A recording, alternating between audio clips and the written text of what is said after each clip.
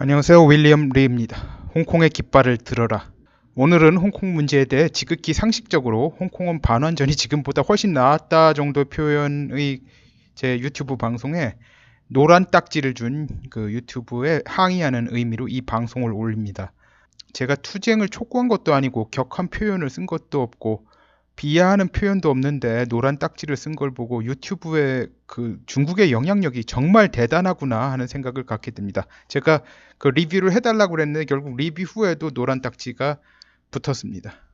아무튼 오늘은 한국에서 반중은 필수라는 건 대부분의 사람들은 아는데 방법론, 강론, 실천론에 들어가면 상당히 빈약하다는 인상을 받아서 이에 대해 말씀드리고자 합니다. 사실 방법론, 강론, 실천론이 결여된 반중 친미는 자칫하면 한국인들이 실제로 반중 친미는 안 하고 말로만 한다. 아니면 미국에 기대려는 생각만 있다는 인상을 줄 위험이 매우 큽니다. 이 부분은 상당히 조심해야 할 부분입니다. 미국이 예전같이 입으로 하는 친미에 그리 우호적이지 않은 게 현실입니다. 전 세계적으로 입으로는 친미를 하고 뒤로는 미국의 적들과 내통하는 경우가 지금까지 적지 않게 있었기 때문입니다. 그래서 강론이 중요합니다.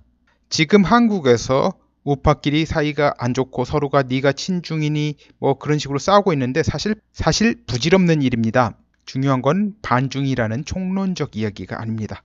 행동에서 반중 친미가 어느 정도가 드러나느냐가 더욱 문제입니다.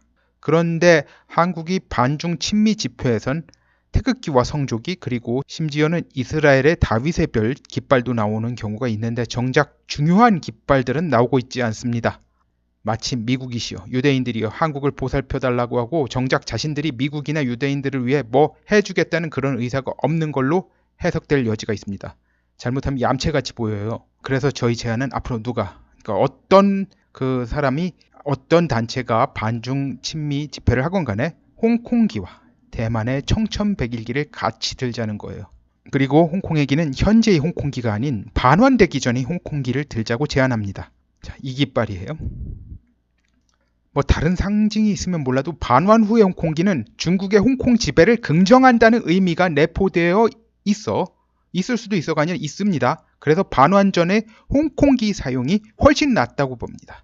그리고 대만이 중국에 합병되는 걸 반대한다는 의미에서도 청천백일기도 같이 휘날렸으면 합니다.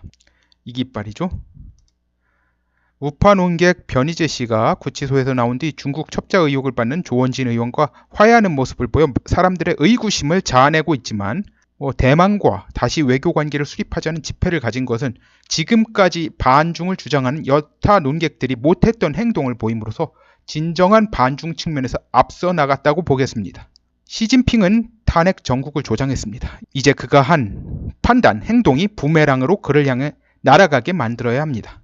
이 두 깃발을 듬으로 한국의 반중은 단순히 미국에게 기대겠다는 것에서 벗어나 중국의 팽창을 저지하고 중국을 압박하는 것에 한국을 동참시키겠다는 의지를 보이게 되는 것이며 진정한 반중 친미가 완성되기 시작하는 것입니다. 현재 중국이 한국의 반중 진영에 대한 공작이 진행된 상황입니다. 이 상황에서 이 두 깃발을 들 수 있느냐 아니냐는 겉으로는 반중이지만 실제로는 중국 측의 공작의 영향권에 들었느냐 아니냐를 보여주는 표식이 될 것입니다. 오늘은 여기까지 하겠습니다. 감사합니다.